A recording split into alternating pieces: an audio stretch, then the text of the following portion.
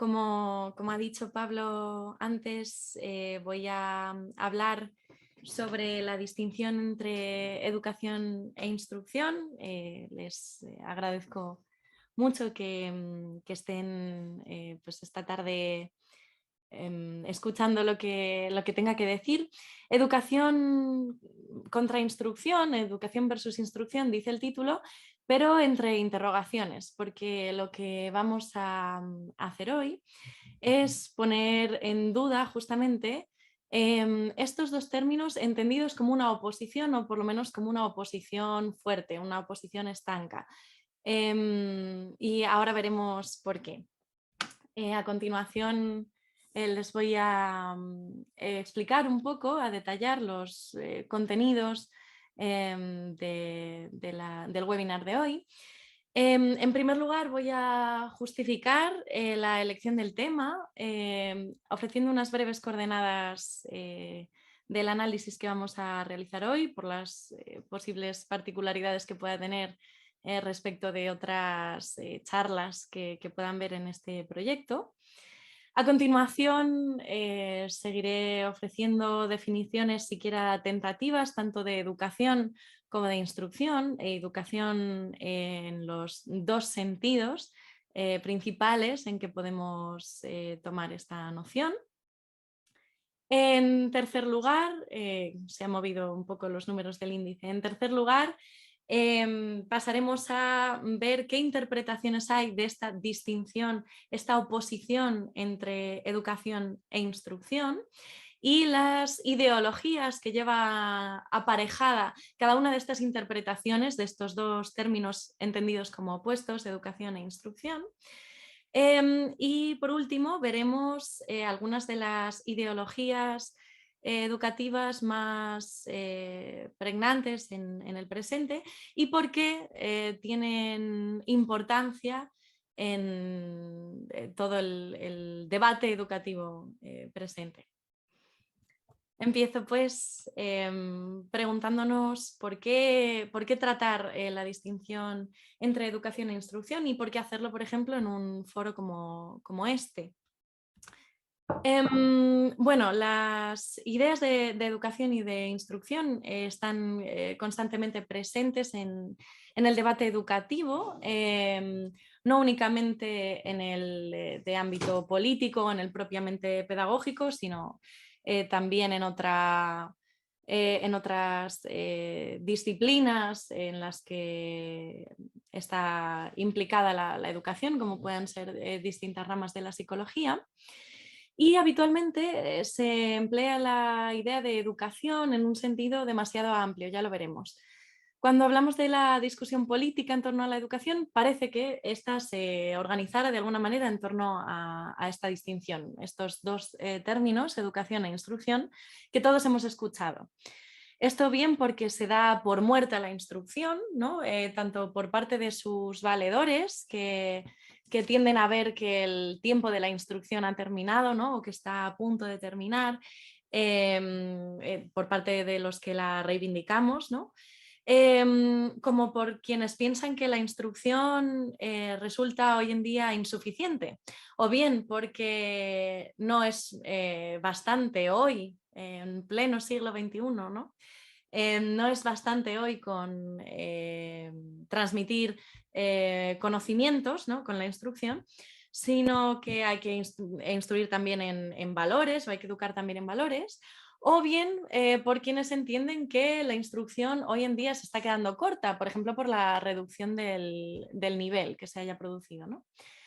Y así vemos que la mayor parte de las ideologías enfrentadas en el ámbito educativo, al menos a lo que hemos llamado en Sobre Ruinas y en otros lugares, la escala nacional política, es decir, la educación entendida como un asunto público, como una materia política, la educación entendida como algo que trasciende la mera actividad de los centros educativos, por ejemplo. Digo que la mayor parte de las ideologías enfrentadas en torno a la educación en este ámbito de la escala nacional política de la educación se organizan en algún punto de la oposición entre estas dos nociones, o bien digamos en favor de la instrucción o bien en favor de la educación.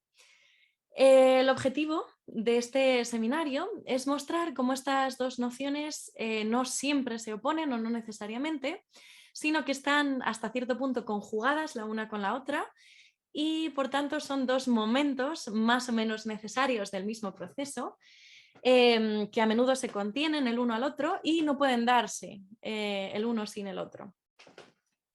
Solamente un par de palabras acerca de las coordenadas desde las cuales vamos a afrontar este análisis.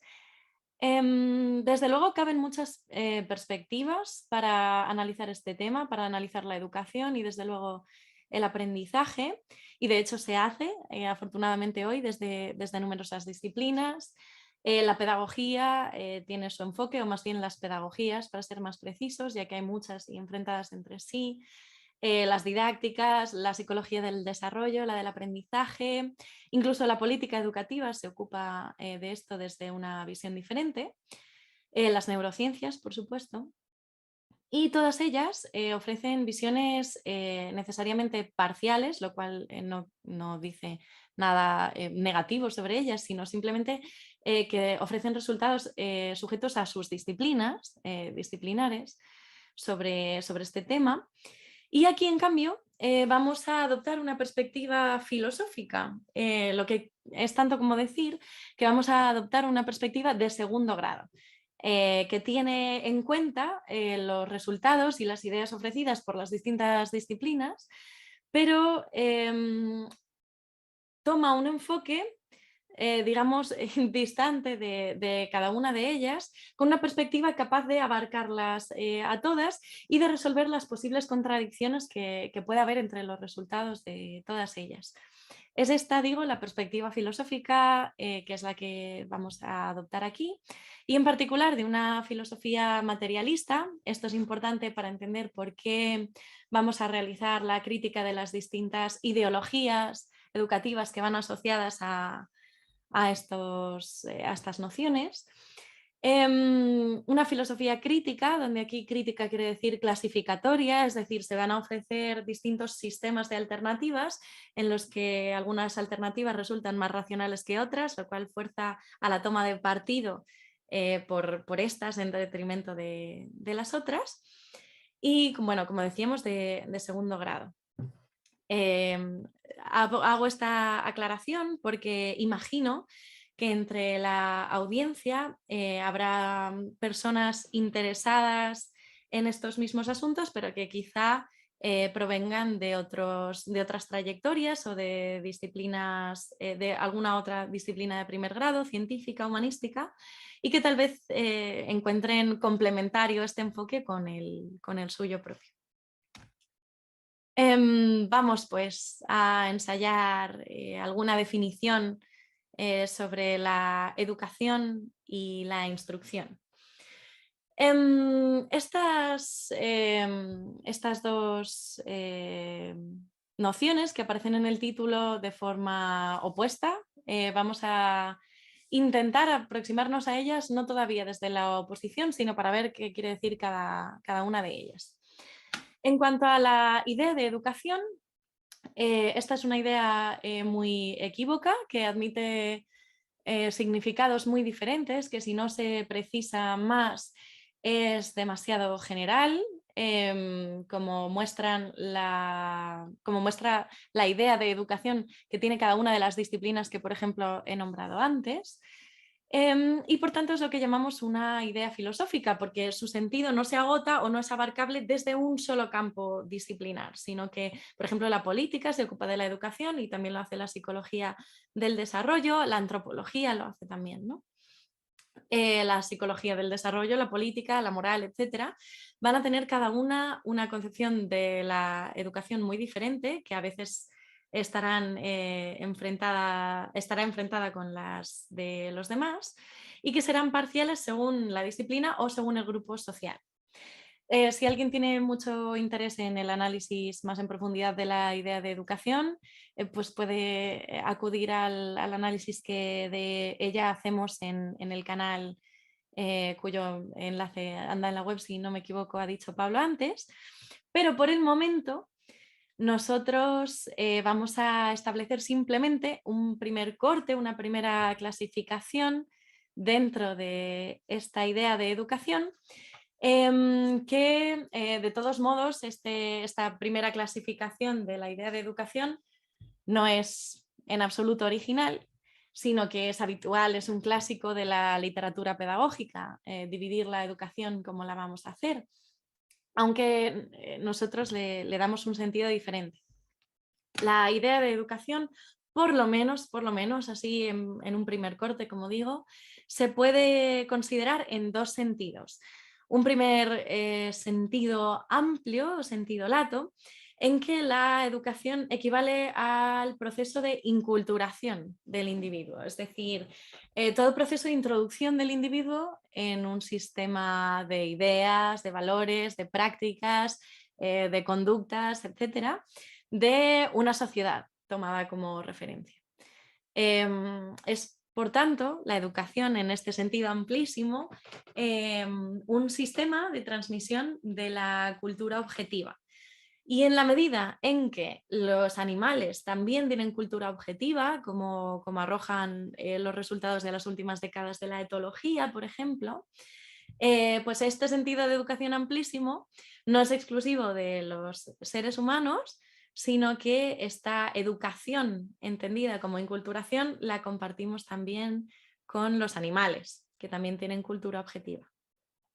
Y luego tenemos un sentido estricto de educación, que probablemente es al que deberíamos referirnos en lo sucesivo, es a lo que nos referimos aquí, que hace referencia a un tipo de relación muy particular entre los agentes educativos, que estos sí ya son humanos, que se engloban dentro de un entramado institucional que ya se recorta a escala antropológica, antrópica, y que consiste en la transmisión de conocimientos que además ellos mismos están institucionalizados dentro de un entramado social, de un entramado epistemológico, noseológico, que son las ciencias, que son las técnicas, los saberes humanísticos de toda clase, etc. Y estos agentes que están implicados en esta relación de enseñanza son los profesores, los alumnos y las familias de estos alumnos, que tendrán tanto más peso en esta relación de enseñanza cuanto menor, menos independiente sea el alumno. Esta relación de enseñanza, que compone la educación en sentido estricto, consiste en una serie de operaciones que realizan estos agentes que permiten dicha transmisión de conocimientos. Por lo tanto, la educación en este sentido estricto se orienta a un fin, y este fin, como decimos, es la transmisión de conocimientos. Vamos a hablar pues entonces un poco sobre la instrucción. Bueno, he olvidado decir que la educación es una idea de gran antigüedad y que su origen etimológico procede del latín educatio, ducere, que significa conducir, y que hace referencia al acompañamiento del discente que realizaban en la Roma clásica los esclavos pedagogos, que eran los que conducían a los niños, ¿no? Entonces, educación en su sentido etimológico hace referencia a esta conducción del niño. En cambio, la noción de instrucción es bastante más reciente, por lo menos en su acepción educativa en castellano, a pesar de su etimología, que procede también del latín instructio, de instruere, que significa enseñar o transmitir conocimientos. Y esto es así porque su empleo para referirse a la enseñanza se generaliza o se populariza en los siglos XVIII y XIX de la mano de los filósofos, pedagogos y políticos también, de los políticos y pedagogos diseñadores del sistema de instrucción pública, y este sintagma será muy importante. Muchos de ellos pertenecían a la corriente de pensamiento muy heterogénea entre sí, que se ha llamado posteriormente Ilustración. Filósofos y pedagogos ilustrados, ¿no? Que son los impulsores o los diseñadores del sistema de instrucción pública. Se trata de autores como Condorcet en Francia, por ejemplo, que presentó su propuesta para el sistema educativo al Comité de Instrucción Pública, que se estableció en Francia después de la Revolución Francesa. Y en España, por ejemplo, el empleo más relevante probablemente de este término es la Ley de Instrucción Pública, impulsada por el ministro Claudio Moyano en 1857 y que estuvo vigente hasta bien entrado el siglo XX, prácticamente hasta 1970 en España. Pero bueno, antes de eso habían utilizado el término instrucción para referirse a la educación pública personajes tan relevantes como Jovellanos, como Quintana, Feijóo. Entonces, si se ve, la noción de instrucción está muy estrechamente vinculada con el surgimiento del Estado moderno y con la necesidad de organizar y de planificar la educación para grandes masas de población. Hago hincapié en este origen de la instrucción para que se vea la diferencia, digamos, histórica con la noción más antigua de educación.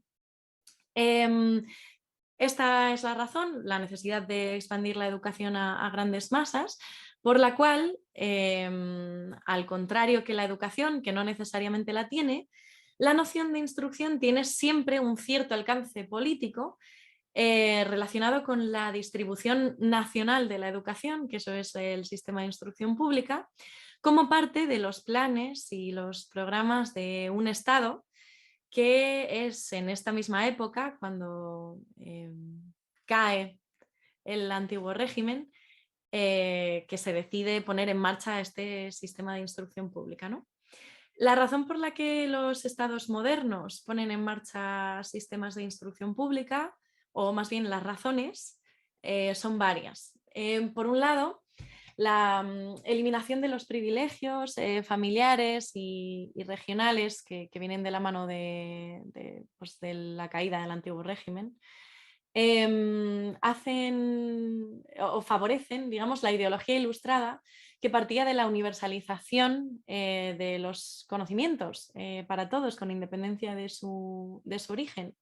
Por otro lado, tenemos la incipiente revolución industrial junto con el desarrollo de las relaciones de producción que andando el tiempo transformó y consolidó el modo de producción capitalista en que hoy todavía estamos y que hacía necesario que grandes masas de obreros estuvieran cualificados y estuvieran especializados para poder, digamos, poner en marcha la ampliación del desarrollo de las fuerzas productivas en los distintos sectores que se estaban desarrollando en ese momento, ¿no? Esta especialización, esta extensión de la cualificación de los obreros se llevó a cabo mediante el sistema público de instrucción, el sistema educativo de masas. Y por último, porque parte de la ideología ilustrada de la educación puso de manifiesto la necesidad de educar a todos con independencia de su origen, como he dicho, y que creía en la autonomía individual a la hora de adquirir conocimientos y promovía, por tanto, la educación con una confianza en esta como motor de progreso social. O sea, el progresismo, la ideología progresista propia de la Ilustración, que fiaba, digamos, en la educación, en el sistema de instrucción pública, la mejora de la sociedad. No sé si puede parecer, y no sé si lo parece de hecho, que este es un enfoque más bien histórico de la idea de instrucción, mientras que la idea de educación la he analizado un poco desde el presente.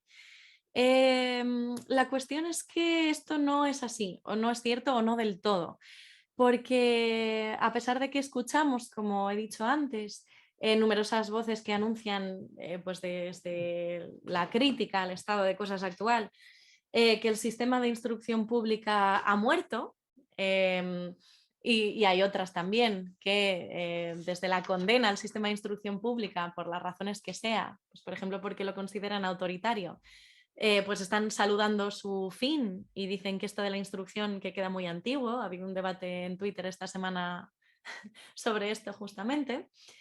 Y si se mueven ustedes en un entorno relacionado con la educación, pues habrán dado con estas ideas.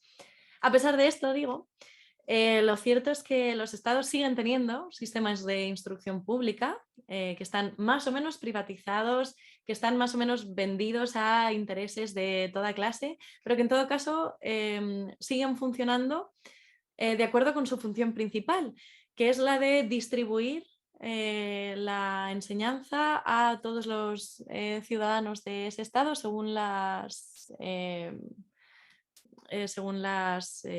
los mínimos, digamos, que exija la ley en cada caso, ¿no?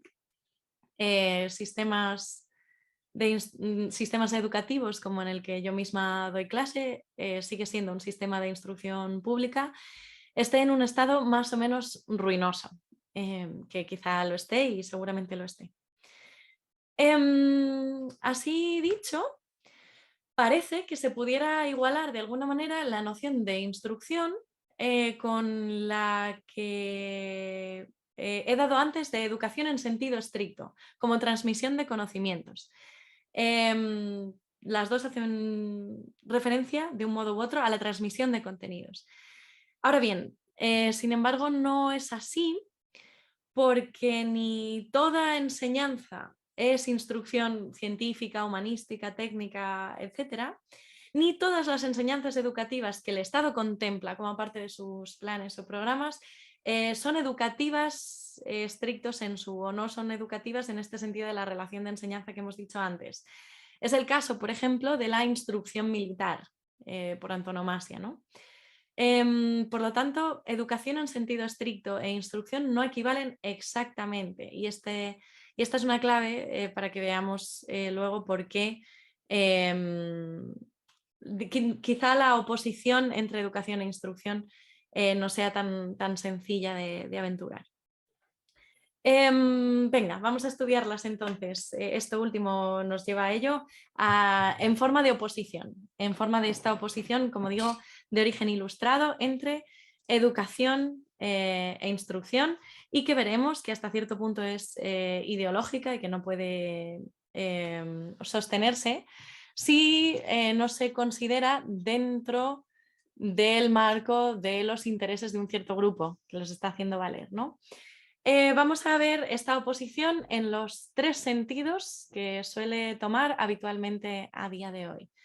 Y vamos a ver hasta qué punto esta oposición es ideológica. Y cuando digo ideología, siguiendo la filosofía materialista a que me he referido antes, me estoy refiriendo a el tipo de ideas que hacen valer unos grupos frente a otros para distinguirse de ellos y para hacer valer sus intereses. A eso llamamos ideología. Vamos a ver entonces en qué tres sentidos se da hoy en día esta oposición entre educación e instrucción. Podemos observarlas.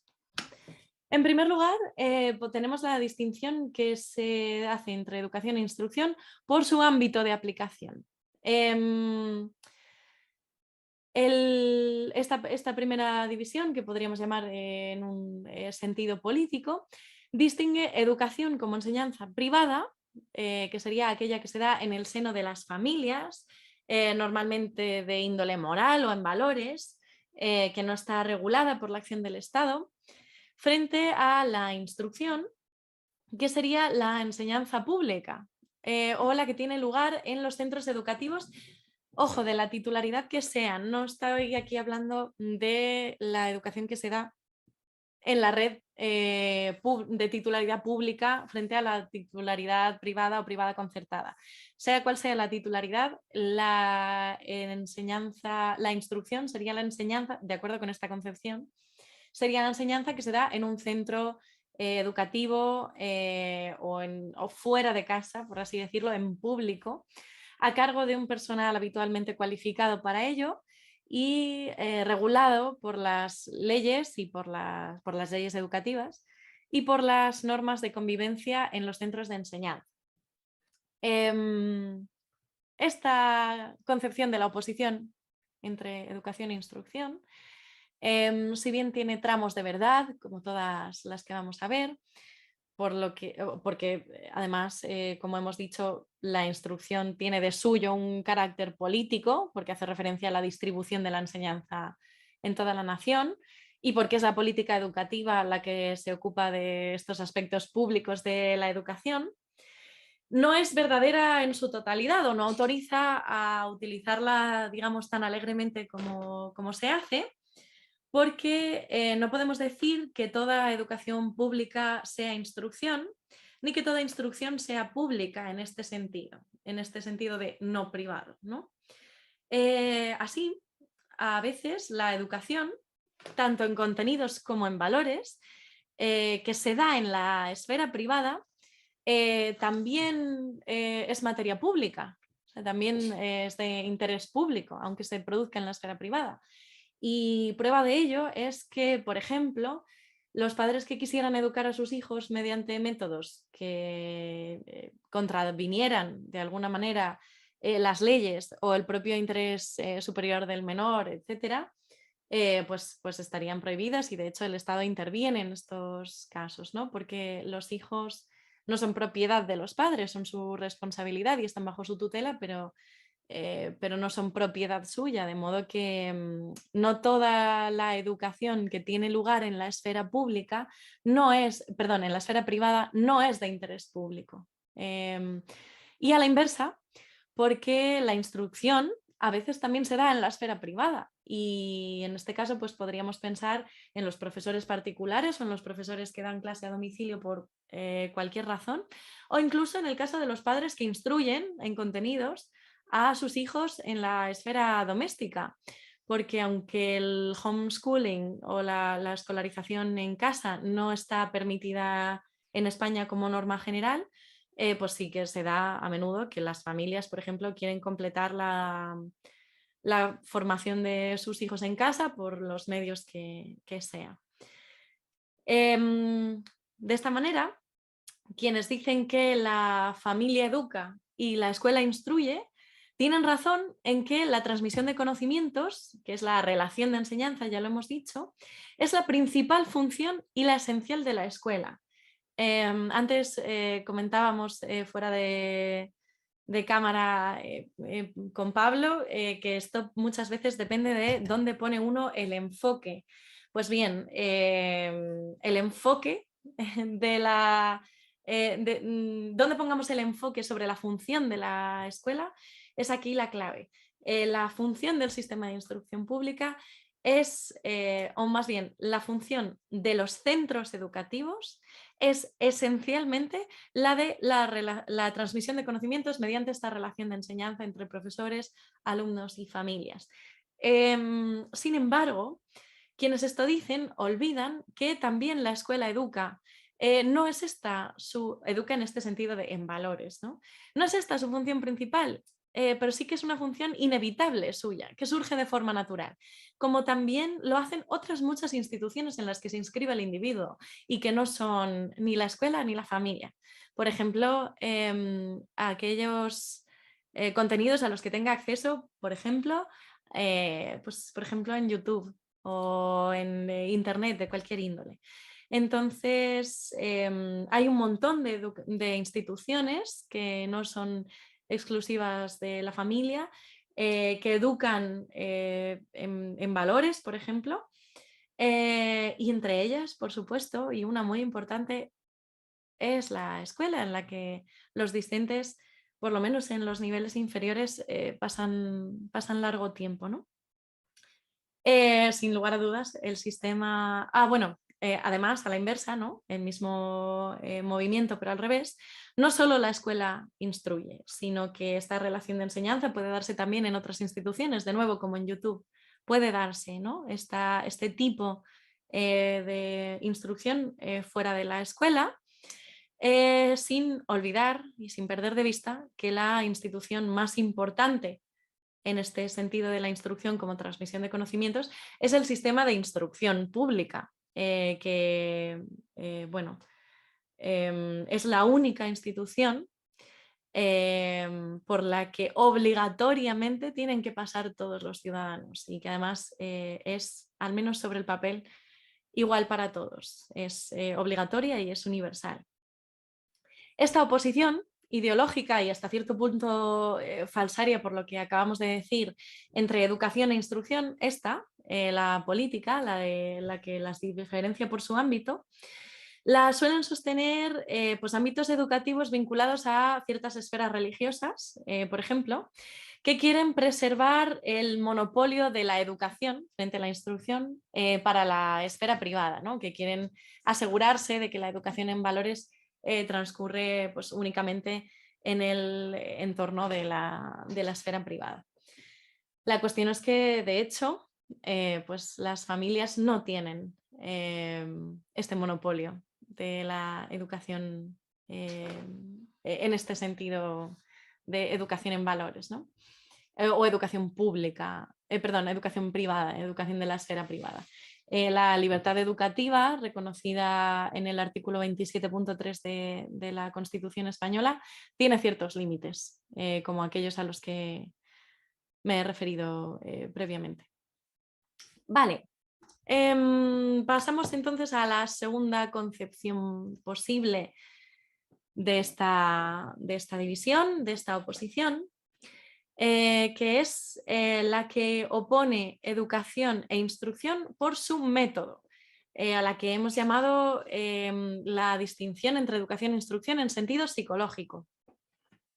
En esta segunda interpretación, bastante habitual, que se refiere a las metodologías de enseñanza y por tanto supone que ambas, tanto educación como instrucción, son enseñanzas, suele oponer la dirección, la guía o la corrección, la rectificación del alumno por parte del docente. Ese sería su papel, el de corregir, guiar, rectificar al alumno frente a su mero acompañamiento, donde el papel del docente consistiría principalmente en acompañar al alumno en un proceso en el cual, siendo él el propio protagonista, esta es una jerga que se utiliza a menudo en este tipo de concepciones ideológicas de la educación, siendo el niño el propio protagonista de su aprendizaje, es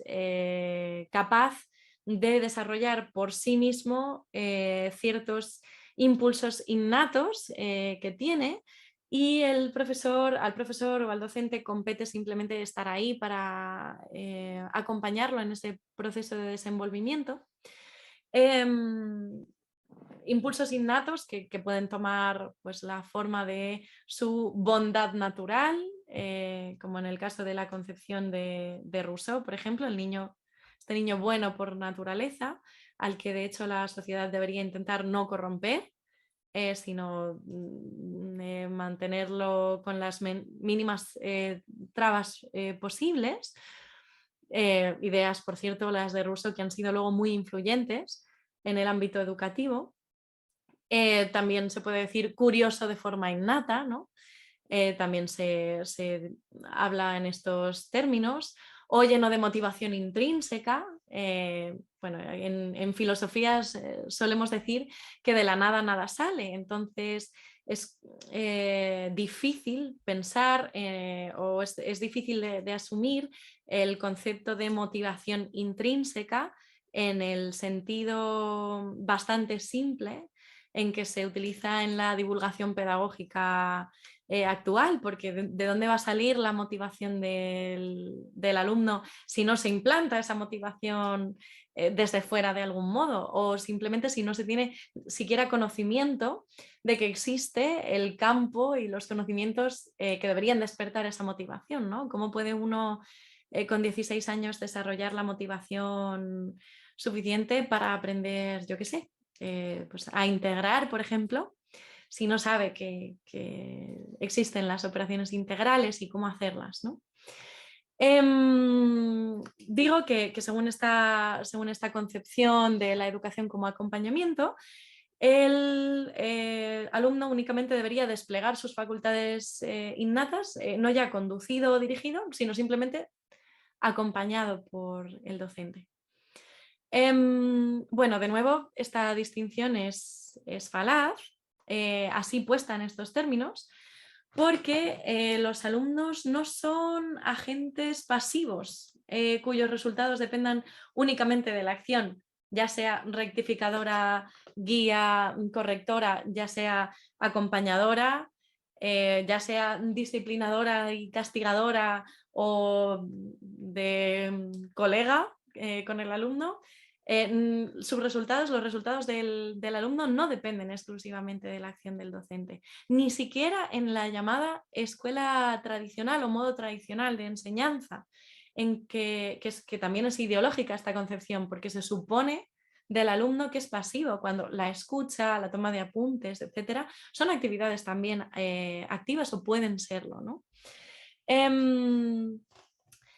Ambos, tanto la guía y la conducción como el volar solo y el desarrollar el conocimiento por uno mismo, son dos momentos propios de todo proceso de enseñanza-aprendizaje, los dos, y se necesitan mutuamente. Esta interpretación de la oposición entre educación e instrucción, la metodológica, es un caso de ideología que nosotros hemos llamado polarización, en el análisis que de esto hemos hecho, en que la instrucción, así considerada, eliminaría gran parte del papel del alumno. El papel del alumno prácticamente no importa aquí. Y sin embargo, no hay que olvidar que por mucho que uno gamifique las clases, que innove, que haga florituras, siempre habrá a quien pues, simple y llanamente no le apetezca, no le interese, no quiera trabajar en ello, esté en otra cosa o prefiera simplemente dormitar o dedicarse a otras cosas. Cualquier profesor en activo sabe esto, pero es que además es un poco, yo creo, de dominio común y casi natural. O por otro lado, por mucho que sepa, por mucho que sepa transmitir el maestro, el profesor, este no puede estudiar por el alumno. Y el conocimiento, el aprendizaje, es un proceso individual, aunque se dé en grupo, es un proceso individual que cada uno debe transitar. Que cada uno debe afrontar de distintas maneras, qué duda cabe, pero que el profesor no puede estudiar por el alumno, ni siquiera puede aprender por el alumno, ni comprender por el alumno. Esto en el caso de que la visión ideológica se enfoque excesivamente en la función del profesor. También cabe, dentro de los enfoques ideológicos posibles de esta distinción entre educación e instrucción, que se enfoque demasiado en el papel del alumno. Y entonces, en este caso, en vez de fijarse en el papel del profesor, como pasaba en el caso de la instrucción, en el de la educación, se pone al niño en el centro. Estoy hablando de pedagogías como la de Montessori, por ejemplo, se llaman así, pedagogías que ponen al niño en el centro o al alumno en el centro. Eliminan el papel del profesor y la serie de operaciones que él y solo él puede realizar en la relación de enseñanza, porque nadie, a diferencia de lo que está tan de moda ideológicamente hoy, nadie puede enseñarse a sí mismo lo que no sabe. Y si quieren, en la ronda de preguntas hablamos un poco acerca del autodidactismo. Esta ideología del niño en el centro Ya se puede detectar en la Ratio Studiorum jesuita del siglo XVI, triunfó también en la Institución Libre de Enseñanza y alcanzó su máxima popularidad pues, en los escritos de Comenio y de Rousseau, al que ya he nombrado, ¿no? con su famosa obra Emilio, y que ha sido muy influyente en el ámbito educativo. Y sin embargo, por alguna razón, a las pedagogías que tienen estas ideas se las sigue llamando, este principio metodológico, se las sigue llamando nuevas pedagogías. Quién sabe hasta cuándo serán nuevas, ¿no? Es como un poco como las nuevas tecnologías, no se sabe hasta cuándo será nueva tecnología Internet. El aprendizaje por descubrimiento, por ejemplo, no es nuevo en absoluto. Y esta distinción, otra vez, es ideológica porque en todo proceso de enseñanza-aprendizaje ha de haber por lo menos una fase instructiva, en estos términos, una fase de conducción, y otra fase educativa, una fase de desenvolvimiento y de aplicación personal. A veces se ha rebautizado, por cierto, esta distinción como saber y saber hacer, olvidando que el saber es una especie del saber hacer. Como la instrucción es un tipo de educación en este sentido, ¿no? Seguimos. Y por último, tenemos la tercera interpretación, que es la que distingue educación e instrucción por su objeto, que yo creo que es la que es más habitual. Esta se supone que la educación es el tratamiento y modelado de las emociones y de la conducta, mientras que la instrucción sería algo así como el modulado de la razón, alcanzado mediante el razonamiento y la instrucción científica y humanística. Es este el sentido que le confirió a la distinción cierta parte del pensamiento ilustrado, como Condorcet, que confiaba en la instrucción como motor del progreso social, como antes he dicho. Esta, entre contenidos y emociones, es una oposición dualista que probablemente está inspirada por el dualismo entre naturaleza y cultura, ¿no? Que es previo, pero que probablemente estalló después del romanticismo alemán, donde la educación sería algo así como educación de la naturaleza del niño, de su instinto, de su, no sé, de sus impulsos innatos, y la instrucción consistiría en culturizarlo, en introducirlo pues, en el canon científico, humanístico, etc. Esta división es idealista porque, y de esto probablemente sabrán mucho más que yo ustedes, o al menos aquellos de ustedes involucrados en psicología del aprendizaje y neurociencias aplicadas al ámbito de la educación. No hay nada en el hábito o en la emoción que excluya la racionalidad, esto es que las emociones son racionales, hoy sabemos que por ejemplo nos ayudan a tomar decisiones, y también a la vez sabemos que todo aprendizaje de contenidos requiere necesariamente de una serie de procesos que involucran las emociones en los sujetos involucrados, tanto neurofisiológicos como psicológicos, ¿no? Sabemos también, aunque por supuesto esto es polémico y depende de la escuela psicológica en que uno se adscriba, que representarse contenidos mentales, vamos a aceptar de momento esta terminología, por ejemplo en la memoria, y operar con ellos, como exige el estudio instructivo, la memorización por ejemplo, también es una conducta, y por tanto es educable en el sentido de moldeable, ¿no? Esto, pues en absoluto quiere decir, como se ha dicho tantas veces, que todo aprendizaje de contenidos tenga que ser divertido, tenga que ser emocional, que es la conclusión que muchos sacan de este hecho y que no se sostiene por distintas razones que si quieren luego comentamos. Es una extrapolación que desquicia los resultados de los experimentos neurocientíficos, por ejemplo. Y tampoco quiere decir que ahora de repente tengamos que transformar la función esencial de los centros educativos, que como he dicho es la transmisión de conocimientos, en centros de educación emocional. No es esa la función del centro educativo. Lo será tal vez, pues no sé, pues una clínica psicológica o de otra clase de instituciones, ¿no? La emoción y la razón se precisan entonces mutuamente porque no hay aprendizaje de contenidos totalmente desapasionado, ni hay modelado ni de la emoción y de la conducta que no tenga conceptos sin conceptualizar o que esté al margen del entramado de las normas morales, por ejemplo, de los distintos grupos humanos, ¿no?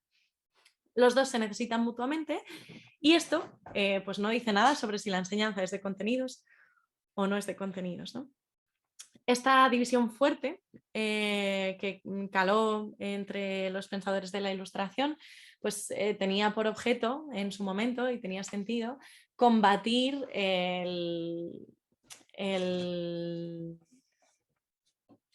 pues la superstición, por ejemplo, o combatir determinados vicios que tenía la educación popular en aquel momento, ¿no? Pero probablemente no sé si hoy sigue teniendo tanto sentido esta división fuerte.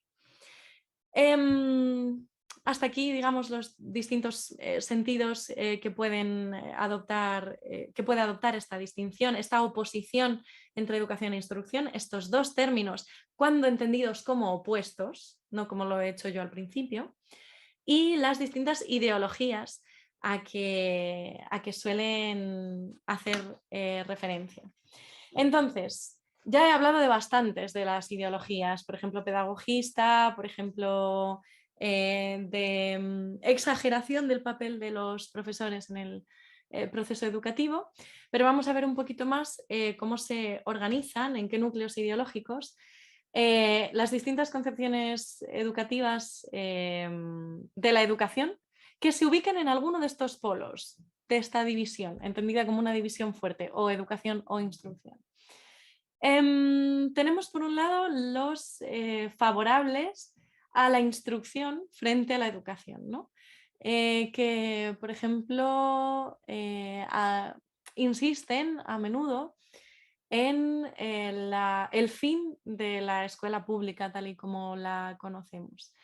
Esto técnicamente, como he dicho antes, no es cierto. Los sistemas de instrucción pública siguen obedeciendo a los fines para que fueron concebidos. Otra cosa que son los de orientar la educación de las masas hacia los fines que se plantea el Estado. Otra cosa es que el Estado, y este ya es un problema político y no estrictamente educativo, esté orientando incorrectamente sus fines, digamos, o se esté orientando hacia fines que no se comparten. Por ejemplo, la constante devaluación de la actividad en los centros educativos consistente en vaciar las disciplinas de sus contenidos para sustituirlos por no sé qué contenidos vanos de tipo moral, por ejemplo. Cuando, bueno, pues de nuevo otro deje filosófico, pero decía Platón que la virtud no puede enseñarse, o traducido al lenguaje de otras disciplinas, los valores son necesariamente individuales, van ligados a la biografía. Ojo, son sociales también, por supuesto. Me refiero a que no pueden enseñarse como se puede enseñar el contenido de una disciplina concreta, ¿no? Pero sin embargo, de hecho, la instrucción sigue dándose por lo menos por el momento. O también tenemos ciertas corrientes ideológicas que glorifican la llamada escuela tradicional, suponiendo que antes, en un pasado dorado que no sabemos muy bien cuándo era, todo el mundo aprendía mucho más cuando de hecho pues probablemente como siempre ha habido alumnos que han hecho mejor aprovechamiento que otros de las posibilidades de la educación. Y lo mismo con los profesores, los ha habido siempre mejores y peores. Y ya en la supuesta escuela tradicional, pues los profesores hacían uso, por supuesto, de toda clase de metodologías, porque es la materia y el grupo que tienes delante lo que te marca la metodología y no sé qué esquema ideológico al que luego te tienes que adaptar. Esto podría englobarse en lo que podríamos llamar el decadentismo educativo, ¿no? Teorías ideológicas que dejan de ver, como digo, que aún vivimos sobre las ruinas del sistema de instrucción pública y que además vivimos en sociedades que por cuestiones productivas no se pueden permitir que desaparezca el sistema de instrucción pública, como si no vas a formar a tus futuros trabajadores, al margen de lo que nos parezca, digamos, este fin del sistema educativo. Y luego, por otro lado, tenemos pues, concepciones progresistas que saludan o que enfatizan la novedad por la novedad, partidarias de la educación frente a la instrucción y partidarias del vaciamiento de contenidos porque son antiguos, están anticuados. Eso le decían hoy a Alberto Rollo en Twitter o un día de estos, que esto de transmitir conocimientos se había quedado anticuado. Una pequeña objeción y con ella termino. Lo que se ha intentado aquí es mostrar hasta qué punto, cuando se utilizan como una oposición estanca, firme, radical entre educación e instrucción, estos dos términos son hasta cierto punto ideológicos. Sin embargo, lo que no se puede obviar es que estos términos se utilizan en el contexto de un encendidísimo debate de índole política en que hoy por hoy defender la instrucción, como yo algunas veces he hecho, ¿no? Posicionarse en favor de la instrucción en esta dicotomía falsaria que acabo de analizar, equivale a defender la sustantividad de las distintas disciplinas, es decir, la necesidad de respetar los contenidos propios de cada disciplina y de no aligerarlos en favor o bien de una especie de saber hacer o saber competencial, que ya hemos dicho no tiene sentido sin el saber de tipo descriptivo, ¿no? Y luego, por otro lado, equivale también a oponerse a el constante avance de las teorías que suponen que el papel de las instituciones educativas es el de educar emocionalmente o educar en valores, cuando, de nuevo, los valores, pues por definición, no se pueden enseñar. Solamente se pueden pues, aprender por imitación, por ejemplo, y las emociones tampoco tienen un contenido sustantivo que es el que pueda ser transmisible en una relación de enseñanza. Entonces, bueno, pues eso, si bien hay, digamos, si bien hemos caracterizado como ideológica la distinción entre educación e instrucción, pues tiene un cierto sentido en el ámbito del cruce ideológico de acusaciones entre, digamos, el bando instructivo y el bando educativo emotivista, vamos a decirlo así, ¿no? Pero esto me permite pasar ya a las conclusiones. Habría que plantearnos hasta qué punto estos dos bandos tienen sentido, ¿no? Así puestos, ¿no? Tan gruesos.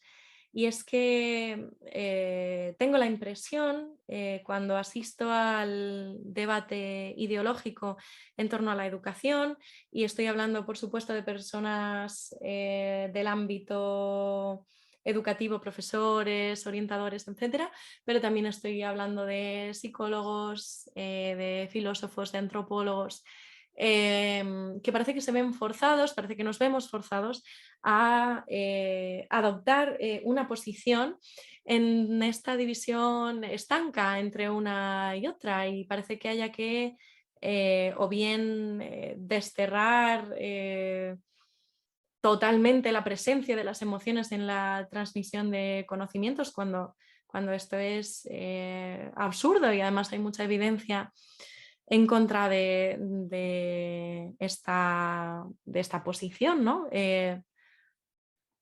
Todo depende, como siempre, de dónde se ponga el foco. Este no es el objetivo de la educación, pero tampoco se puede desdeñar la presencia por ejemplo, de las emociones en el proceso de enseñanza-aprendizaje. Es absurdo. O parece que haya que desdeñar absolutamente la instrucción como término o el sistema de instrucción pública, pues no sé, merced a que este sea una especie de correa de transmisión de la ideología dominante o algo así, o un sistema de opresión más o menos organizado que provenga de un régimen totalitario del pasado o algo así. Tengo la impresión de que al perder de vista que esta oposición, que estos dos conceptos entendidos como opuestos son ideológicos y plantean los problemas que yo he traído hoy aquí, nos obligamos a generar bandos que, desde mi punto de vista, están condenados a entenderse si es que quieren decir la verdad acerca de nuestra labor, acerca de la labor docente, acerca del proceso de aprendizaje, y que las supuestas contradicciones que se ven entre educación e instrucción, en este caso, muchas veces no son tales. Y bueno, pues una vez dicho esto, ya quedo a su disposición para preguntas, objeciones. Muchas gracias, Laura. La verdad es que ha sido un placer y yo creo que has hecho una función fantástica en reformular un poco la pregunta. Más que oponer educación a instrucción, parece que tenemos que especificar qué tipo de educación y qué tipo de instrucción, ¿no? Solo por tratar de resumir para los asistentes y para mí mismo, creo que me ha parecido muy interesante la diferenciación entre educación en sentido amplio y en sentido estricto. En sentido amplio, a mí me sonaba en la cabeza la idea de socialización, de básicamente referencia al proceso por el que interiorizamos emociones, valores, pues del contexto social en el que estamos insertos. Y en sentido estricto, me ha parecido bien interesante que justo esa idea de educación en sentido estricto hace referencia a la transmisión de conocimientos por instituciones, ¿no? Por agentes educativos, que curiosamente encaja o se acerca mucho a una de las dos matices o definiciones de instrucción que has dado, ¿no? Por una parte, la instrucción dirigida a universalizar conocimientos para el desarrollo y la autonomía de cada uno, esa idea de la ilustración, ¿no? Pero por otra parte, me parece muy interesante también esa otra lectura que es instrucción como método de cualificación de obreros, porque más que hablar de educación e instrucción, deberíamos de hablar de qué tipo de educación y de qué tipo de instrucción estamos especificando. Diría es que cabe hacer la precisión de decir educación e instrucción en qué sentido, un poco en lo que insistía Pablo ahora, ¿no? Es necesario primero averiguar a qué nos estamos refiriendo. Si lo que estamos hablando es de educación en sentido estricto, en los términos en que nosotros lo hemos definido, e instrucción en sentido también estricto, por así decirlo, en el sentido que nosotros hemos dicho, no en el sentido que adopta en las distintas posturas ideológicamente, digamos, forzadas en su oposición, que son estas tres por su ámbito, por su método, por su objeto. Si las tomamos así, digo, son simplemente momentos diferentes, porque desde la perspectiva que nosotros adoptamos, entendemos que la educación en sentido estricto hoy no puede entenderse si no es dentro de los parámetros que introdujo el sistema de instrucción pública, o dicho de otro modo, que la relación de enseñanza quedó tan profundamente transformada con el surgimiento de los sistemas de instrucción pública que ya no se puede asimilar a la relación de enseñanza que había pues, antes del el colegio, como hoy lo conocemos, ¿no? Antes del sistema educativo. Pues por ejemplo la enseñanza privada o la enseñanza en la Academia de Platón no se pueden asimilar a lo que es un sistema de instrucción universal, por ejemplo, ¿no? Entonces simplemente son dos escalas, digamos, de lo mismo, donde la instrucción es una de las especies posibles de la educación en sentido estricto. Es uno de los tipos posibles de educación en sentido estricto que pueden darse. Si bien no toda educación es instrucción, pensemos por ejemplo en la educación sexual que recibimos por distintos medios, no la que se imparte en las escuelas, sino la de cualquier tipo, o la educación vial, que no es instructiva propiamente, en este sentido de instrucción pública, ni toda instrucción es educativa. Por aquello que decíamos, por ejemplo, la instrucción militar o yo que sé, la instrucción que se da en seminarios, este tipo de instrucciones que se dan al margen del sistema educativo.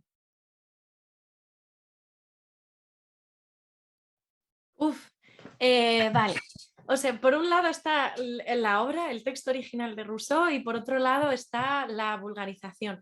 No sé qué sucede en el ámbito de la pedagogía, y que me perdonen o corrijan los pedagogos o la gente que haya estudiado ciencias de la educación que me esté escuchando.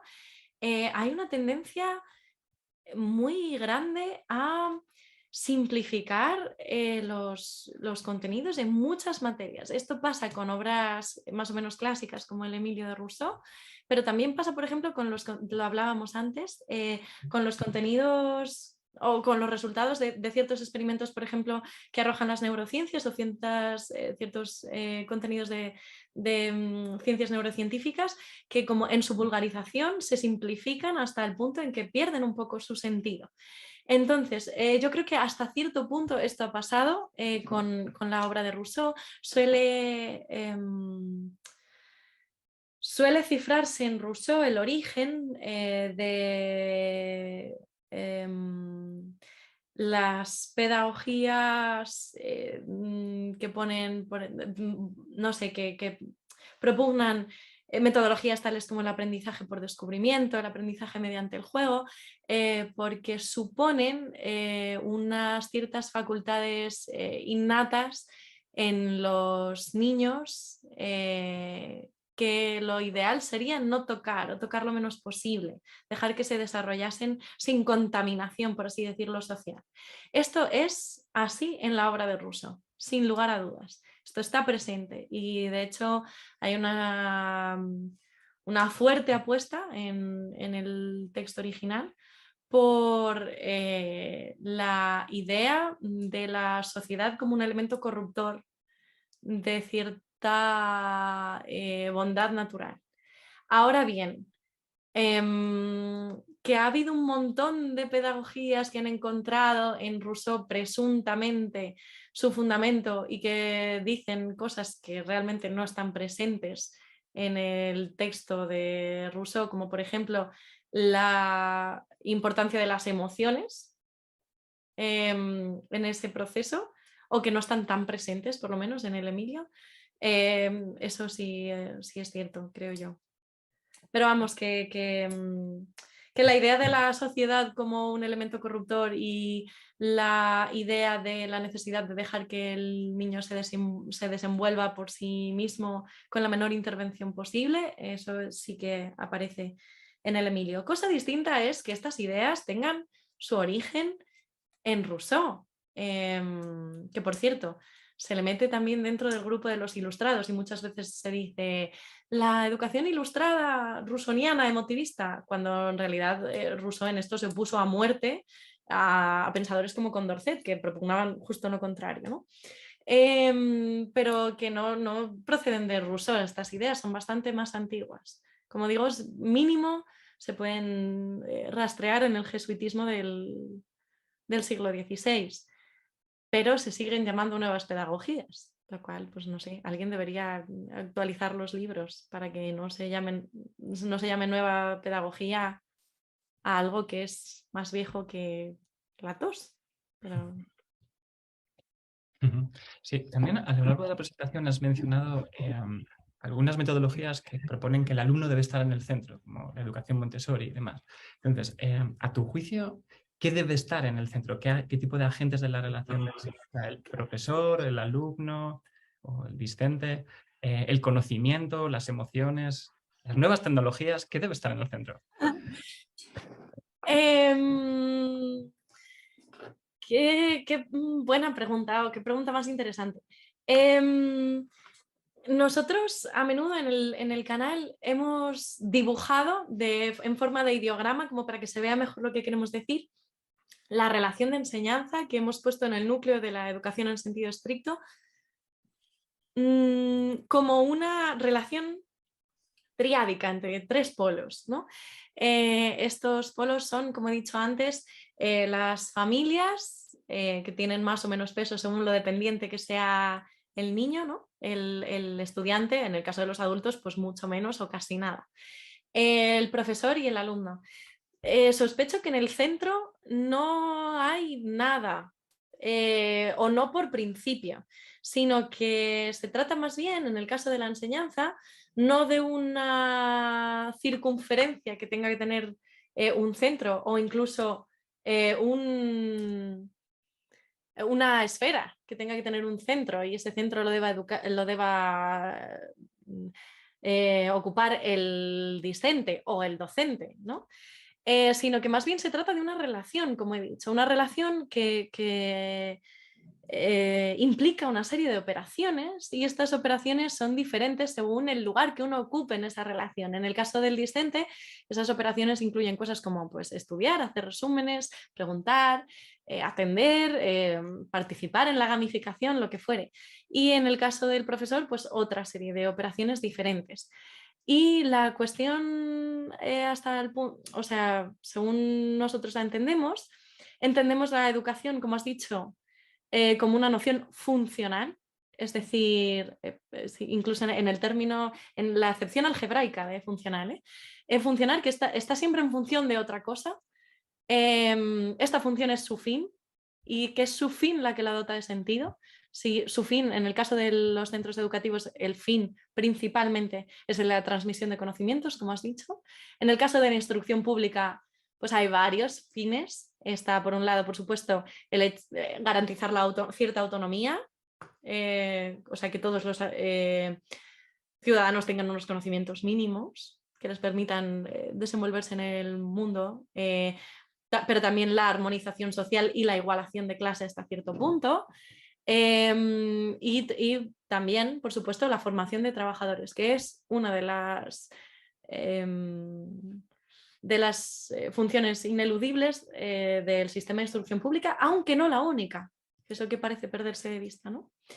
Entonces, como la educación es una idea funcional que está en función de otra cosa, pues estas operaciones de transmisión de conocimientos estarán en función, dependiendo del caso, de distintas cosas. Y si se trata de una relación de enseñanza orientada a la transmisión de las matemáticas, pues probablemente la clase de operaciones, relaciones, formas de hacer de las matemáticas sea lo que esté en el centro en ese momento. Y en otro momento habrá otra cosa en el centro. Pero estos esquemas de poner al profesor en el centro, a la familia en el centro o al alumno en el centro son engañosos y conducen a perspectivas necesariamente restrictivas de lo que es la educación, no lo bastante abarcantes, de que todo el mundo tiene su papel ahí, aunque el papel no sea el mismo en todos los casos.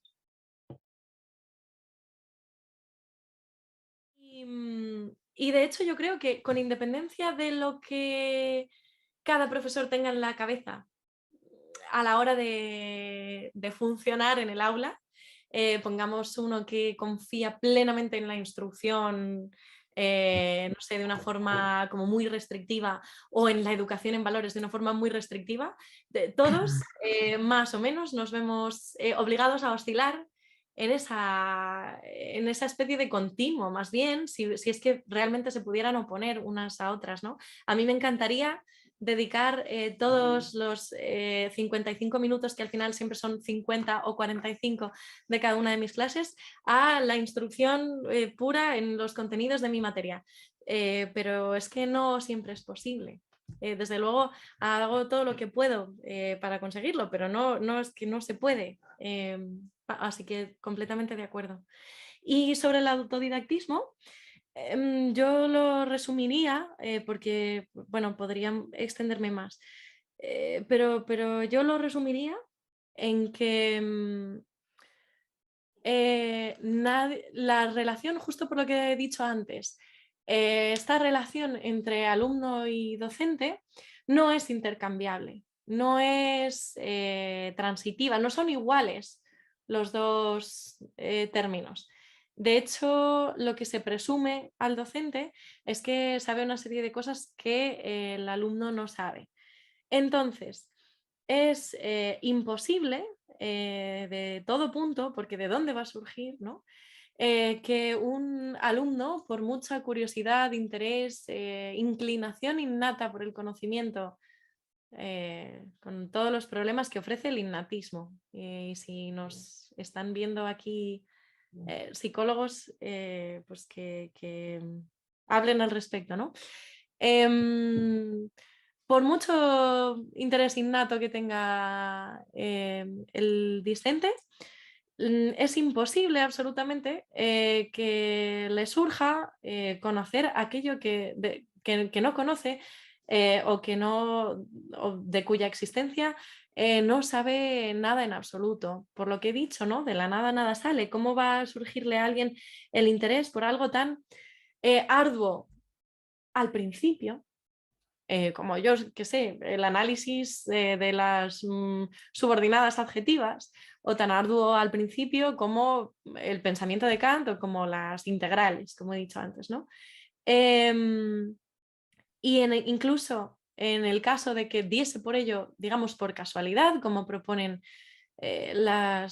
aquellas posiciones favorables al aprendizaje por descubrimiento, lo más probable es que por faltarle los conocimientos anteriores previos con que se van construyendo las operaciones que permiten llegar al análisis de la oración adjetiva no sean capaces de realizar estas operaciones o de tener estos conocimientos faltándoles los previos. Y es que en el caso del autodidactismo, incluso aunque fuera posible, incluso aunque aunque diésemos con un individuo absolutamente particular que es capaz de acumular una serie de fragmentos de conocimiento que no le han sido relacionados desde fuera, sino que ha tenido que relacionarlos él o ella, incluso en este caso, en que, digamos, haya dedicado toda su vida a descubrir lo que se ha tardado cientos de años en descubrir y que podría haber descubierto en 5 minutos porque se lo hubiera dicho su profesor, ¿no? Como hablaba con Pablo antes también, es profunda y absolutamente ineficiente suponer que debemos fiar al autodidactismo porque aun en el caso de que en los casos extraordinarios en que este fuera posible, entendido como ser capaz de entrar en internet o coger una enciclopedia y yo qué sé, aprenderte todos los países de África porque sí, porque te sale, sería extremadamente ineficaz. Sería extremadamente ineficaz.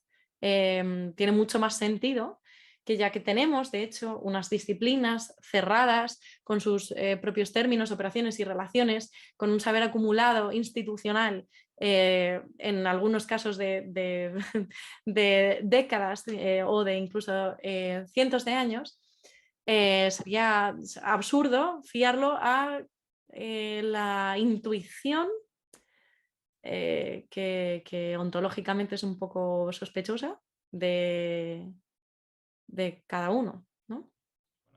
Teniendo en cuenta las dos funciones de la instrucción, por un lado, la función ilustrada de universalizar el conocimiento para el desarrollo de la autonomía de cada uno, y por otra parte, el de desarrollar o formar mano de obra cualificada, ¿no?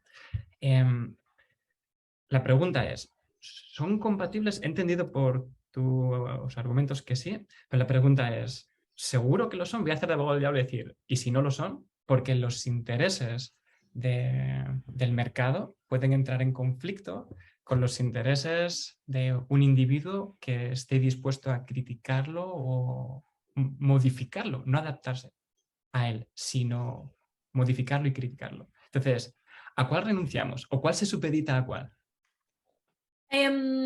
Vale, entiendo que me preguntas por lo que yo he llamado las funciones de la Eso es. educación a escala nacional política, ¿no? Estas que he dicho de Ajá. armonización social, formación de trabajadores / intereses del mercado y Ajá. una cierta formación de espíritu crítico, vamos a llamarlo así, ¿no? Uh-huh. Vale. Me temo que mi respuesta va a ser hasta cierto punto, no sé si decepcionante o descorazonadora. Pero la cuestión es que lo queramos o no, y creo que tendemos a perderlo de vista a las personas que nos dedicamos a esto, pero lo queramos o no, como he dicho antes, la educación es una actividad funcional. Lo que decías antes, educación para qué, ¿no? El para qué es importantísimo aquí. Y la cuestión es que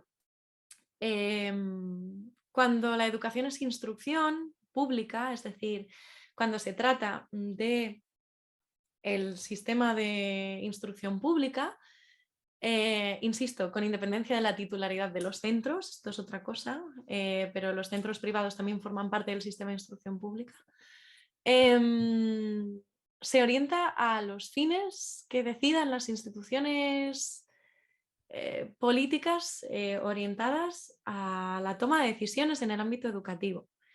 Insisto, esto con independencia de que nos guste más o menos y que seamos más o menos conscientes de ello. Que estas instituciones están en la actualidad absolutamente doblegadas a intereses más o menos oscuros relacionados con ciertos lobbies editoriales internacionales tecnológicos, por ejemplo, creo que es un hecho. Se puede ver, tampoco hace falta tener, no sé, ser fan de ninguna teoría de la conspiración ni nada por el estilo, basta con acercarse a la exposición de motivos de cualquier ley educativa o ver, yo que sé, libros blancos de la Unión Europea, etc. Con lo que sí, el sistema de instrucción pública, por lo menos todavía, mientras la soberanía siga siendo de naturaleza estatal, y aún lo es, ¿no?, de los estados-nación, por mucho que hayamos avanzado en la integración política en otras esferas supranacionales. Mientras los sistemas de instrucción pública dependan de los planes de los estados, como es el caso, estaremos, lamentable o afortunadamente, a merced de los planes que manejen esos estados. En nuestro caso pienso que es lamentablemente, porque pues que yo creo que se está legislando, la legislación educativa opera en nuestra contra, en la contra de los ciudadanos españoles, en estos tres ámbitos, en estas tres funciones, contra estas tres funciones. Yo no creo que haya que, digamos, diferenciar entre la formación del espíritu crítico, digamos, y la formación pues de los intereses como del mercado, o así por así decirlo, ¿no? Ahora bien, yo no... y hay otros estados en los que es afortunadamente porque se está legislando en favor de, por ejemplo, su competitividad o la formación de sus estudiantes. Ahora bien, yo no separaría de una forma tan radical los intereses del Estado y los del mercado, porque el mercado está a merced, en muchas ocasiones, de los designios de los estados, a lo mejor no del español, pero sí de otros estados imperiales, por ejemplo, pues yo qué sé, de Estados Unidos o incluso de agentes como la Unión Europea. De tal modo que, respondiendo ya a tu pregunta, sospecho que la formación de la autonomía y de ese espíritu crítico será una función prioritaria del sistema de instrucción pública solo en la medida en que esta formación del espíritu crítico sea uno de los planes del Estado o de los agentes que controlen el sistema de instrucción pública en cada uno de los estados de los que depende el sistema de instrucción pública. En el momento en el que esto no sea una prioridad o que, por ejemplo, amenace la continuidad de la propia sociedad política, pues no me cabe duda de que esa dejará de ser una función prioritaria. Sí, totalmente de acuerdo. O sea, básicamente, quizás lo debería haber presentado de otra manera. Es como si la transmisión de conocimientos, pues para la emancipación de la persona, es un fin en sí mismo, o si debiéramos de reconsiderarlo como un instrumento o por su función utilitaria como forma de adecuarnos a las necesidades del mercado, por ejemplo. Es decir, ¿la transmisión de conocimientos es un fin en sí mismo o hay que valorarlo en función de su utilidad para el mercado? En ese caso es donde yo veo Vale. la contraposición, ¿no? Quizás entre... Sí. Mira, yo aquí insistiría en la división que he hecho, bueno, que solo la he hecho como abuela pluma, pero que hacemos algunas veces entre la educación a escala central y la educación a escala nacional política. Ok. Y me explico. La educación que tiene lugar en los centros educativos tiene como fin, no en sí mismo si quieres, pero sí como fin esencial o fundamental, la relación de enseñanza, que es esta transmisión de conocimientos. Y esta además es la función esencial de las instituciones específicamente diseñadas para distribuir esta relación de enseñanza, que son los centros educativos. A esta escala, en la escala educativa central de los centros educativos, de la práctica docente, la transmisión de conocimientos es el fin. Ahora, si miramos la educación desde un punto de vista político, desde la escala nacional política, mi posición es que la transmisión de conocimientos no es un fin en sí mismo, sino que los fines son estos tres que he dicho, que quizá haya más. Y esa es la razón por la cual ciertas cosas entran o no entran dentro del currículo. Y esta ya no es una cuestión educativa, esta ya es una cuestión estrictamente política, porque qué entra o qué no entra en el currículo, de acuerdo con si preservamos ciertos conocimientos dentro del currículo porque forman parte del canon, de la tradición heredada, o no, porque no son lo bastante útiles, eso es una decisión que ya se está tomando desde un punto de vista que el legislador debe contemplar elementos que ya no son estrictamente educativos. Ahora bien, a nivel central, digamos, en cuanto a la función de las escuelas, la transmisión de conocimientos es el fin, sin lugar a dudas. Esta, como digo, es una respuesta, yo creo, descorazonadora, porque es muy tentadora la idea del valor del conocimiento en sí mismo, y sin lugar a dudas lo tiene. Pero la política, me temo, se rige por otras reglas más crudas y se las puede llamar utilitarias, yo creo, se podría llamarlas así, pero no son solo utilitarias, sino que tienen que ver con que el sistema de instrucción pública es una red de instituciones con un cierto coste, en las que lamentablemente se aplican las leyes de la economía política y por tanto hay escasez no solamente de recursos, sino también de tiempo. Estoy muy de acuerdo con lo que dijiste antes. Si ponemos énfasis constantemente en la educación emocional y en valores, es que no tenemos literalmente tiempo para abordar los contenidos sustantivos de las distintas materias, ¿no? Entonces yo en este caso no quiero decir que haya que plegarse absolutamente a los designios de las leyes y punto. Sino que la batalla aquí no hay que darla en los centros educativos, sino como ciudadanos, exigiendo la clase como ciudadanos o como grupos de ciudadanos, sindicatos, partidos, lo que fuere. Pero que esta ya es una lucha de tipo político, que no es estrictamente educativa, no es estrictamente pedagógica. El contenido del currículo, como campo de batalla, que lo es una cuestión de índole ya casi más política, o más bien, no casi más, de política educativa, mucho más que una cuestión pedagógica, por ejemplo.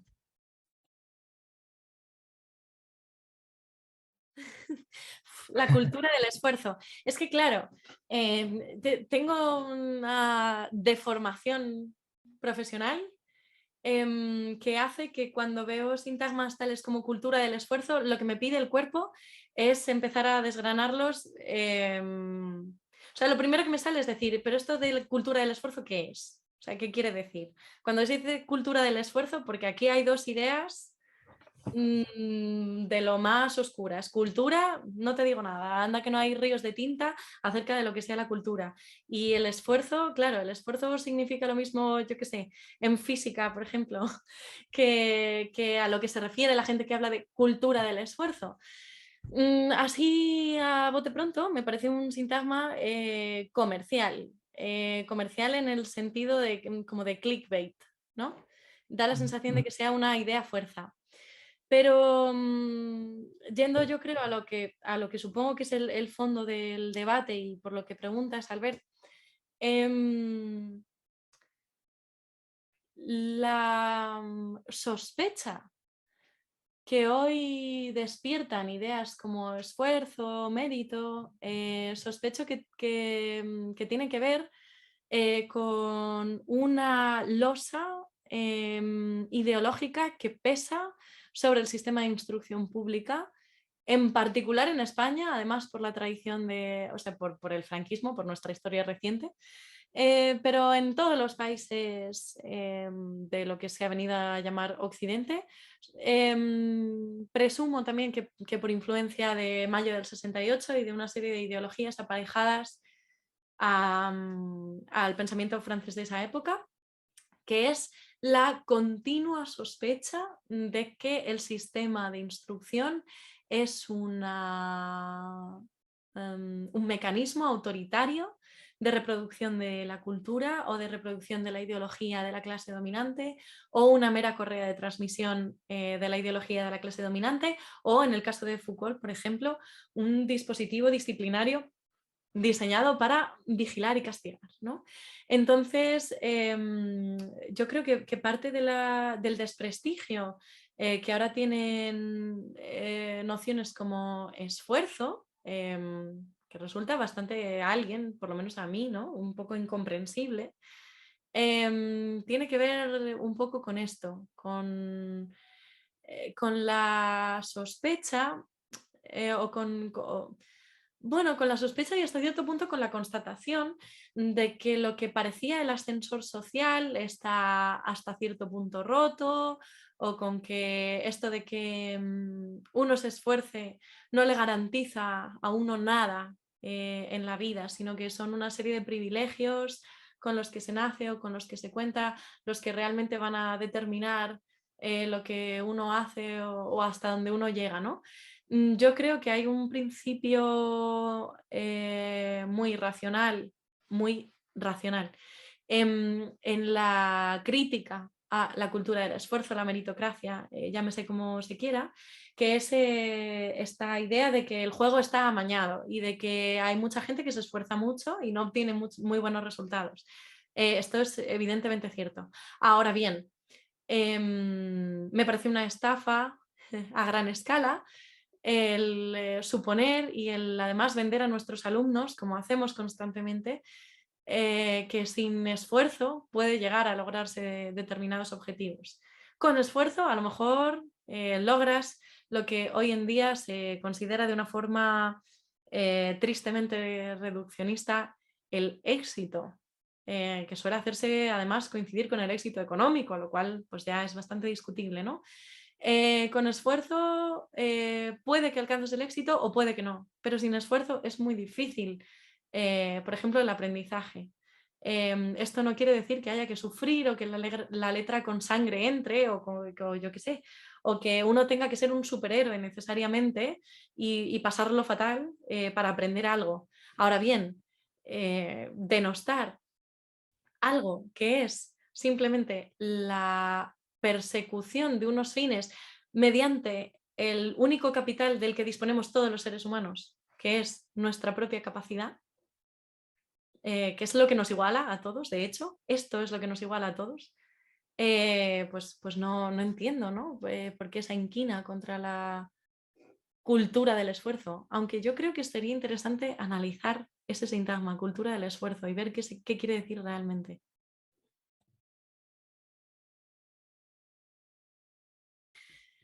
Lo que ocurre es que esta idea es tentadora, especialmente para quienes nos dedicamos a esto.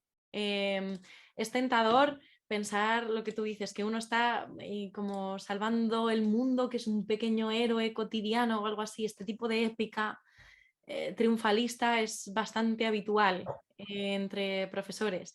Por supuesto, a mí me parece tan ideológica como la que piensa que somos meros elementos de transmisión de la ideología dominante, ¿no? Creo que la revolución se hace con un fusil y no como una tiza. probablemente es posible que los elementos ideológicos o las ideas que desemboquen en la revolución hayan salido de una tiza o puedan haber salido de una tiza, pero en todo caso, como dices, la política tiene sus propias reglas y la educación no las sigue, y muchas veces tendemos a pensar en los... Ya digo, yo creo que es porque como los profesores estamos en contacto con la tradición y consideramos muy valioso aquello que enseñamos, pues tendemos a pensar que le estamos salvando la vida a los alumnos, pero no es así, o por lo menos no siempre es así, y en todo caso no es necesario que sea así, eso es lo más importante. Que los profesores tenemos obligaciones políticas como exactamente cualquier otro ciudadano.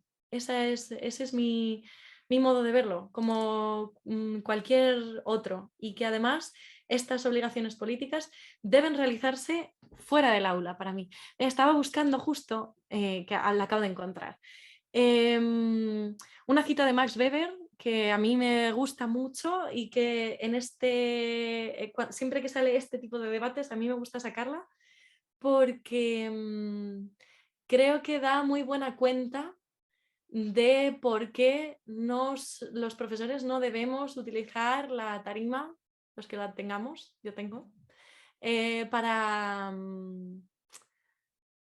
para fines que encontramos justos en la esfera pública, sino que eso debemos hacerlo en tanto ciudadanos y no en tanto profesores.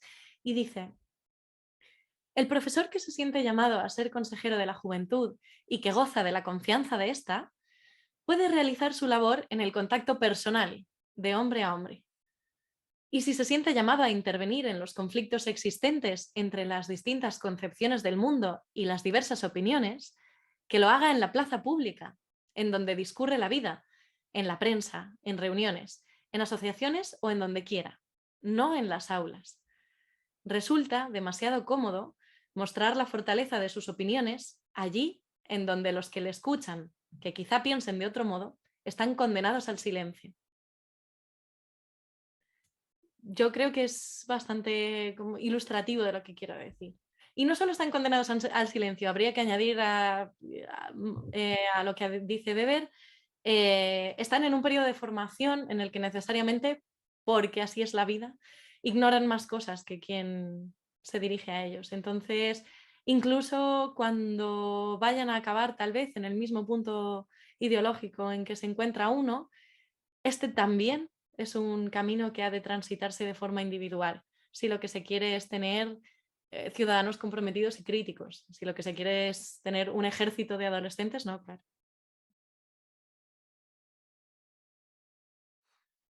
Como siempre, o sea, como ocurre tantas veces en el debate educativo, insisto, no sé por qué, parece que las posiciones en torno a estos asuntos tengan que obedecer siempre a la ley del péndulo. Y entonces tenga que haber furibundos defensores de las nuevas tecnologías, sea lo que sea eso, o profundos detractores. Cuando en realidad yo pienso que desde luego, la llamada innovación, insisto, ¿cuándo vamos a dejar de llamar innovación a Internet? Que tiene ya unos añitos, pero bueno, la presunta innovación, ¿no? No debe ser un objetivo ni un fin en sí mismo en ningún caso. ¿Qué sentido tiene? Además, que estemos enseñando a los alumnos, yo qué sé, biología, mediante unos medios que ellos manejan perfectamente, por cierto. Los que no los manejamos somos los profesores, pero ellos justamente los manejan genial. Otra cosa sería asuntos de ciberseguridad y tal, que deberían darse en la asignatura correspondiente. Para mí el papel que deben jugar es exactamente lo que pida en la materia que se está dando y nada más. Por ejemplo, en mi materia, que es lengua castellana y literatura, es preciso desarrollar, y además desarrollarlos con ciertas edades, ciertas capacidades y mecanizar ciertas rutinas, por ejemplo, de escritura, que yo creo que implican necesariamente la escritura, por ejemplo, a mano. Lo cual no quiere decir que, evidentemente, teniendo en cuenta que mis alumnos van a previsiblemente desarrollar su vida laboral y personal en un entorno en el que escribirán a máquina mucho, pues también tienen que aprender unas ciertas reglas de la escritura a máquina, de su presentación, etc. Y además conviene, por una serie de razones que estudian los expertos, que lean en papel, lo cual no quiere decir que no tengan que aprender pues también a leer en una pantalla. Entonces, evidentemente, yo no voy a transformar los contenidos sustantivos de mi materia, que son nociones de tipo morfológico, sintáctico, semántico, no los voy a transformar de modo que el objetivo sea el enseñar el nuevo juguetito. Ahora bien, si por ejemplo estoy dando clase y me viene a la cabeza un fragmento que puedo encontrar en internet en 2 minutos, pues ¿cómo no lo voy a utilizar? Y así con las distintas disciplinas. Son las propias disciplinas las que imponen las metodologías. Y cada disciplina, además, por ser un saber distinto a otros, tiene sus propias operaciones, sus propios términos, sus propias relaciones entre esos términos que exigen una serie de operadores, una serie de relatores, una serie de instrumentos para cierto nivel de complejidad en bachillerato. Hacer a los chicos hacer determinados cálculos a mano sería absurdo e ineficaz, porque lo que tienen que hacer les exige tener una calculadora. Pues pienso de las llamadas nuevas tecnologías exactamente lo mismo que de otros medios. Ahora bien, habría que, dentro de ese batiburrillo que son, parece que siempre estoy haciendo lo mismo, ¿no?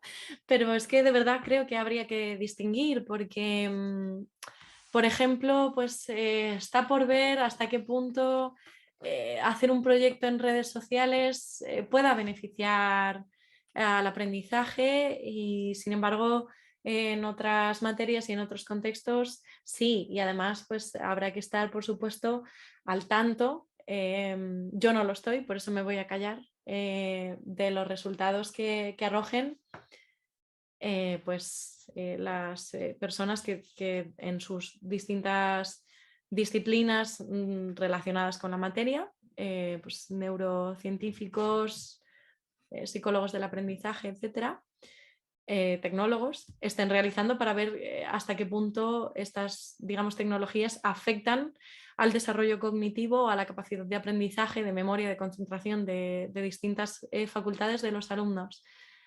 Pero si no, pues evidentemente no son un fin. Si son herramientas que sirven para otra cosa, serán tanto mejores cuanto más lo exija la materia de que se esté tratando. De nuevo, hay mucho hombre de paja y mucha concepción ideológica muy difícil de sostener en este asunto.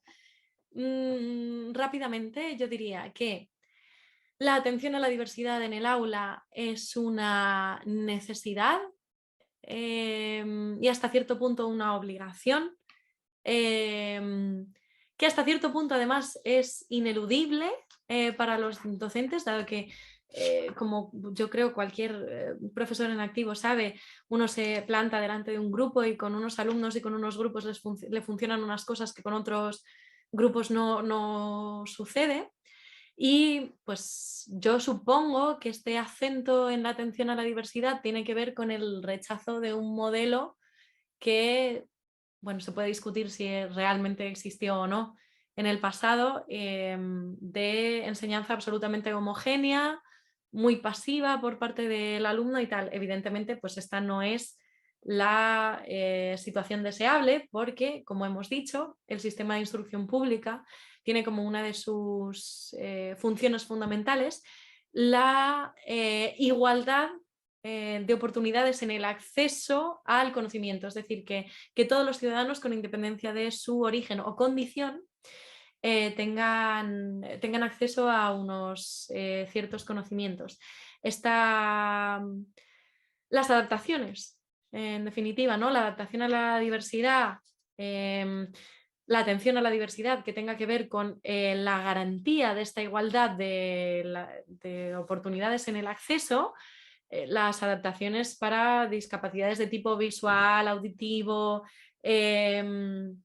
de toda clase, la atención expresa a personas con trastornos específicos del lenguaje, con trastornos como la dislexia, etcétera, pues yo creo que son desde luego demandables a un sistema de instrucción pública que merezca tal nombre, en la medida en que se trata de garantizar la igualdad de oportunidades de acceso. No así de la oportunidad, o sea, la igualdad de resultados necesariamente, ¿no? Entonces, si una vez realizadas las adaptaciones pertinentes, ciertos alumnos, como cualesquiera otros, no alcanzan pues determinados objetivos, pues debe entenderse como parte del sistema de instrucción pública el tomar las medidas para que alcancen esos objetivos. La principal medida es la calificación y el suspenso, que así se llama, mantener la nota en suspenso, no terminar para siempre con esos contenidos, sino suspender, digamos, su adquisición. En el límite, como ideología, en el límite, la individualización total de la enseñanza es imposible. Primero por un imperativo, digamos, material que tiene que ver con que los recursos, como he dicho antes, son limitados y en el límite la individualización total exigiría un profesor por cada alumno y una capacidad de adaptarnos a ellos absolutamente pues eso, singularizada, ¿no? Esto por razones evidentes es imposible. Y luego por una razón que tiene que ver con la naturaleza misma de los conocimientos, que es que hay ciertos conocimientos que se dejan adaptar muy poco. Por ejemplo, el conocimiento de índole matemática o la sintaxis o, bueno, en general casi todos los conocimientos sustantivos tienen como particularidad suya que nos igualan a todos. Todos somos iguales ante el teorema de Pitágoras. En esto son bastante democráticos, ¿no? Entonces, no se puede adaptar los conocimientos tanto como para que se atienda a la diversidad de tal modo que los conocimientos queden tan adaptados que queden totalmente deslucidos o que se pierda, ¿no? Su sentido. Pero hecha esta salvedad, naturalmente, que compete a los profesores el adaptar y hacer posible la transmisión de esos conocimientos a las capacidades de su alumnado con el fin de garantizar, digamos, esa igualdad de acceso, y no compete al docente garantizar la igualdad de resultado, es decir, estafar a aquellos de sus alumnos con o sin adaptaciones que no alcanzan los objetivos diciéndoles que saben cosas que en realidad no saben. Pero desde luego hay ciertas adaptaciones y cierto grado de atención a la diversidad dentro de lo razonable y lo posible que es exigible a la instrucción pública. Ahora bien, para eso harían falta, y esa es mi impresión, por supuesto, pero tengo la impresión de que harían falta más recursos. Yo muchas veces sufro, no quiero exagerar, ¿no? Sufro, bueno, me gustaría al menos poder individualizar más la enseñanza y se me hace un poco difícil por el volumen absolutamente desorbitado de alumnos que tengo.